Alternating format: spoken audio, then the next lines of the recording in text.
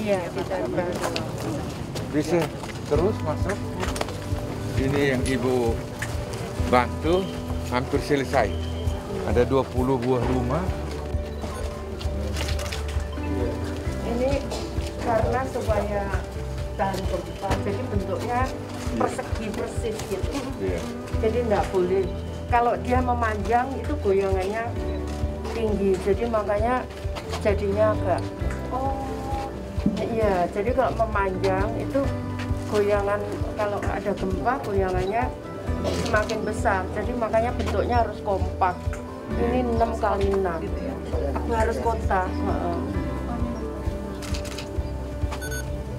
Ini udah dihitung anti gempa. Kalau ada daerah lain bisa buatkan sumur. Iya. Ini jernih lagi. Iya, jernih sekali. Jernih sekali.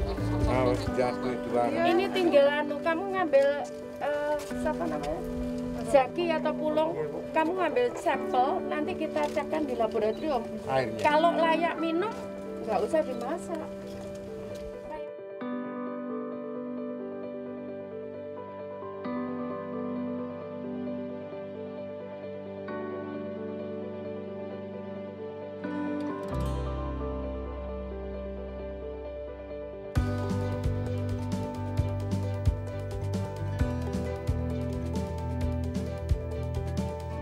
Ya, ini kunjungan yang kedua.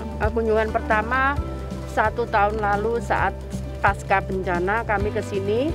Kemudian kami menghitung kerusakan rumah dampak bencana. Saat itu sebetulnya kalau nggak 7 cuma 8. Nah, tapi kemudian di sekitar itu banyak rumah yang maksud saya tidak layak, sehingga kemudian kita hitung.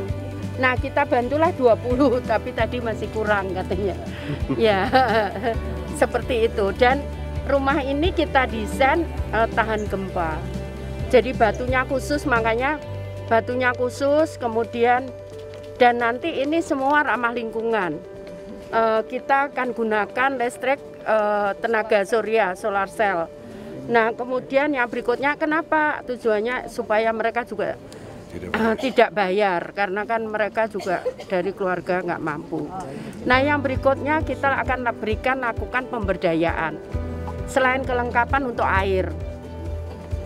Jadi kelengkapan untuk air sudah kita survei, ternyata tidak terlalu dalam.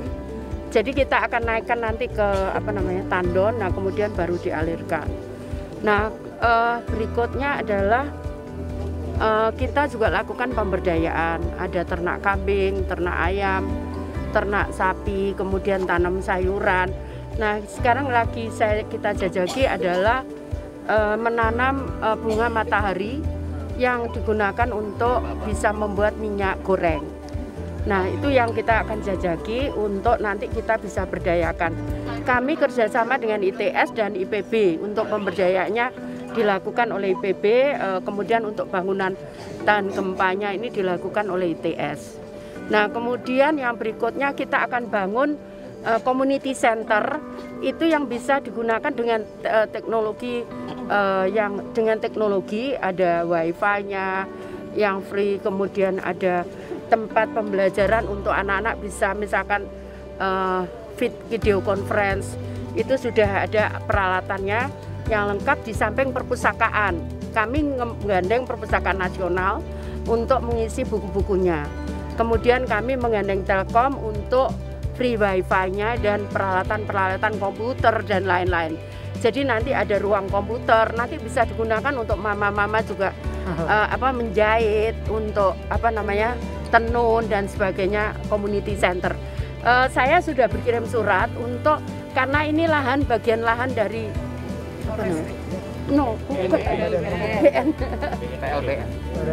Badan Pengelola Perbatasan.